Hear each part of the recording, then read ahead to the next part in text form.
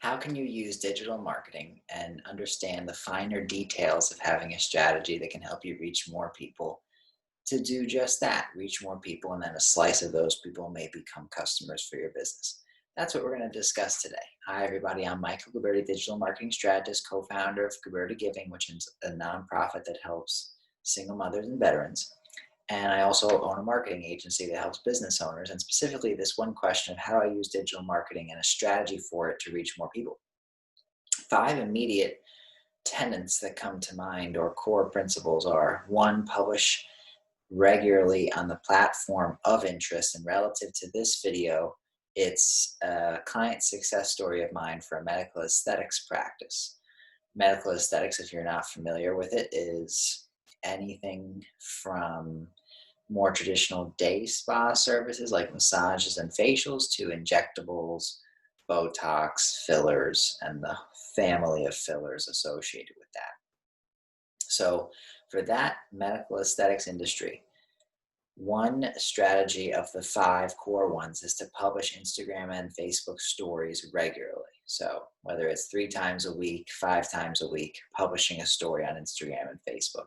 Strategy 2 of 5 is publishing a post on Instagram or Facebook with that same level of consistency. Then 3 of 5 is sending a weekly email to engage the customers who already know you or already have bought from you, or maybe leads, just to engage them. Some people say monthly. I'd encourage you to have a frequency of weekly, because it gets you in communication with the people who really trust you more often. Also nurtures referrals. 4 of 5 is to leverage paid ads on Instagram and Google. Those 2 in particular. If you're running an in-person event, which is a little more rare in the current circumstance, then Facebook Messenger ads would be great for you. I've tested that multiple times and they work. For all other circumstances, Google ads and Instagram ads are useful for the medical aesthetics industry. And then 5 of 5, last of the core strategies, is to ask your customers, each one of them, in an automated fashion, if possible, for a review. So if your practice management system allows for this, either email, text, or both can be sent to your customers when they check out with a link to say, how was your experience? 5 stars. If it's a 5-star review, the form would ask them to share it on Google or Facebook.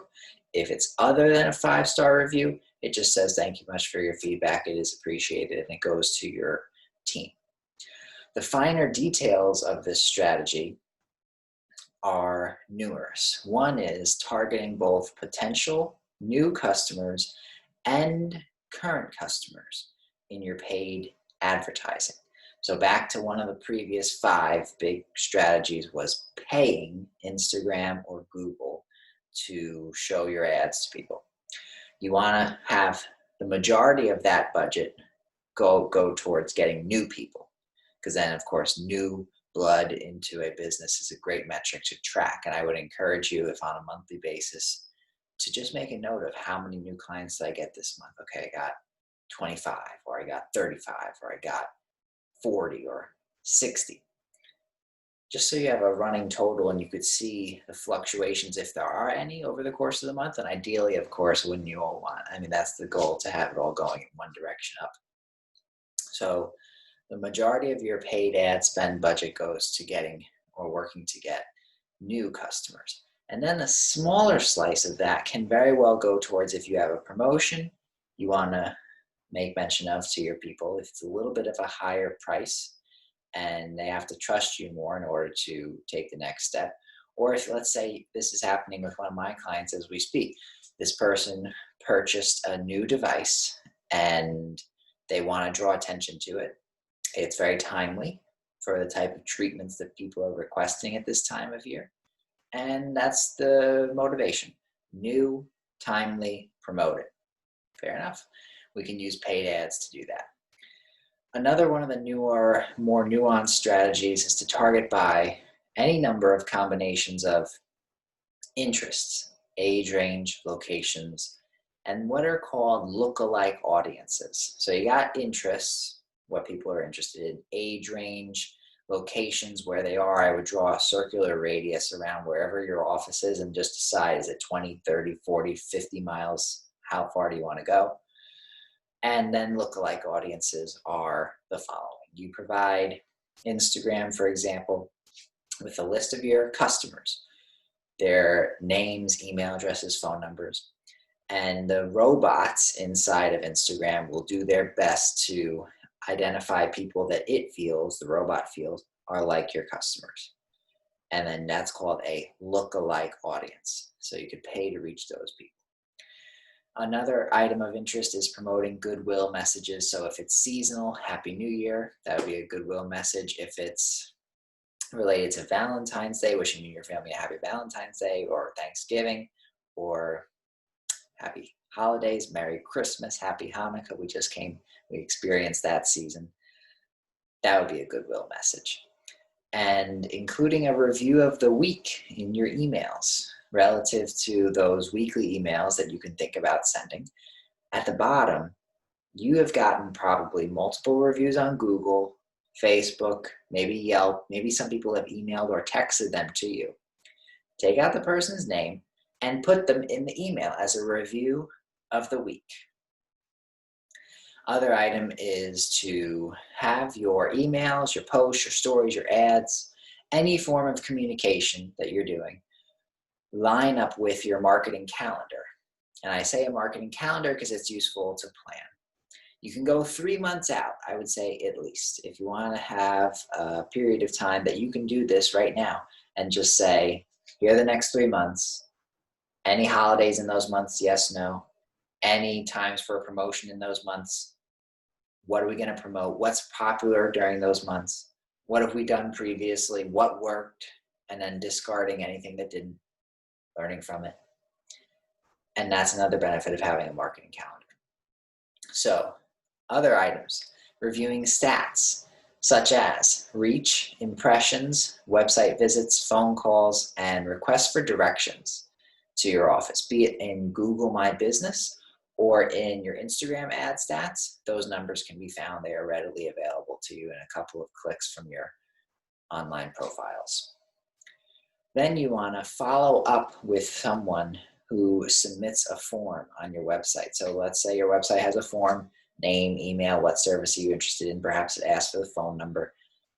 Make sure that those are being sent to the right person, because I have seen recently a case where for months, the website company, this was not myself, a website company that a client was working with was sending the leads to an employee that left months ago.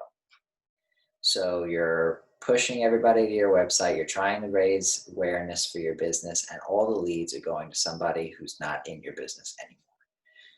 That's why I would perform a test submission on your site to see who in the organization gets this information, and B, what do they do with it?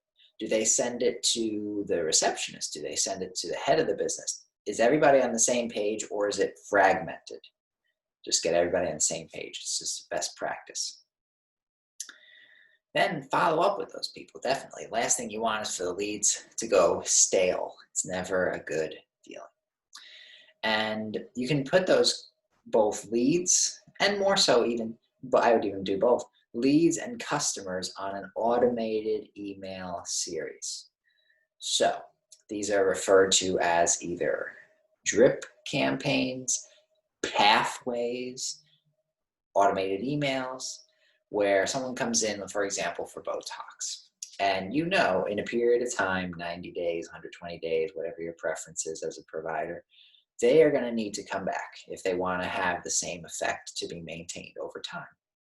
Wouldn't it be nice if an email was to be sent automatically to that person 80 days after their treatment, just to say, you can benefit from coming in from another Botox treatment. It's been about 2.5 months since we last seen you. We wanted to just let you know that if you wanted to book an appointment, give us a call at the phone number or visit our website at insert your website.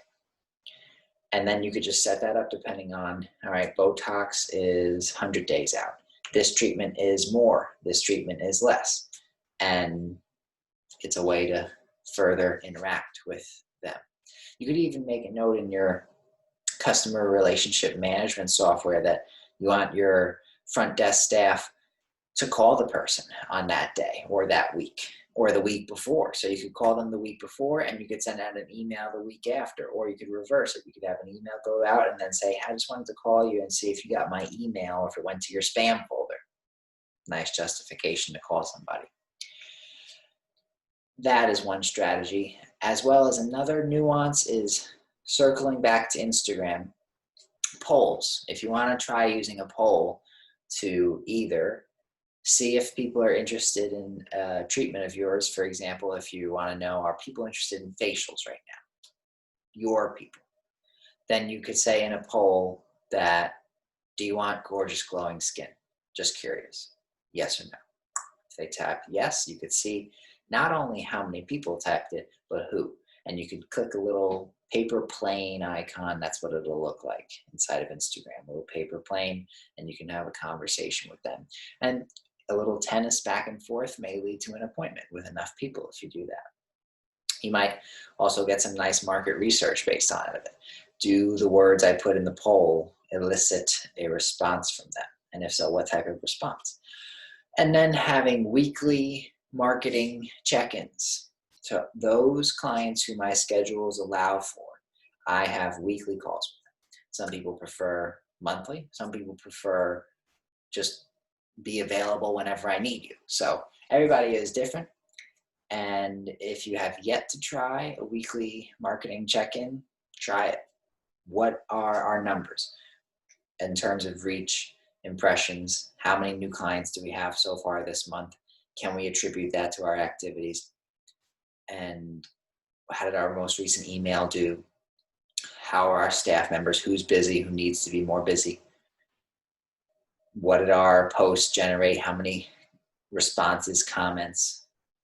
And always try to tie it back to a business result. That way you have the whole picture. You can take me from the comment on Instagram to the customer in my customer relationship software.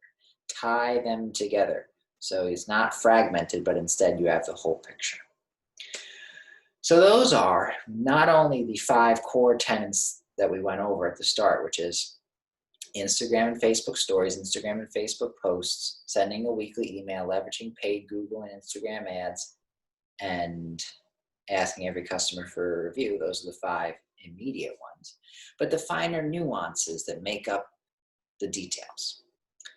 So if you want to enhance your marketing strategy, reach more people, and you either need your staff member to just need the tools or the guidance to get it done, or you want it done for you, then feel free to go to michaelguberti.com/schedule, where you can schedule a discovery call to discover if we would be a good fit to work together. In the immediate present, take these strategies, apply them, and if you want to speak further, feel free to go to that website, michaelguberti.com/schedule. Thanks for taking the time to watch this. I look forward to corresponding with you in either the next video on our podcast. Feel free to look at our podcast for more marketing information, or on our website, michaelguberti.com. Hope you have a great rest of your day, and dream big, achieve greatness, and unlock your potential today.